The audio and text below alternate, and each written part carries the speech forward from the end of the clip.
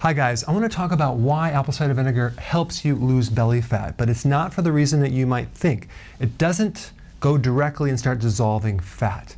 In fact, I did another video, which I'll put a link down below, that talks about apple cider vinegar and the fact that it doesn't have a lot of vitamins or nutrition or minerals, but indirectly it helps you absorb a lot of vitamins, minerals, and even protein. So the real true benefit of apple cider vinegar is the acetic acid. Okay, you can get acetic acid in other types of vinegar as well, but apple cider vinegar is kind of easy to get.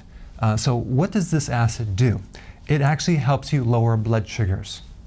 And it does that by increasing the glucose uptake in your muscles. So it helps you absorb sugar, a more efficient fuel for the muscle.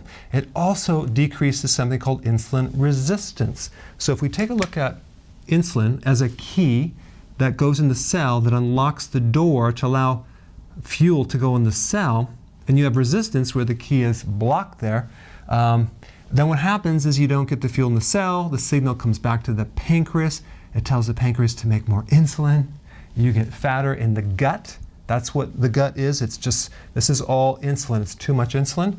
And so if you were to fix this little thing right here, the receptor for insulin, you can lower the need for the pancreas to make more insulin, okay? So just to recap, taking apple cider vinegar, you can get the active ingredient, acetic acid, which will therefore decrease insulin resistance, okay?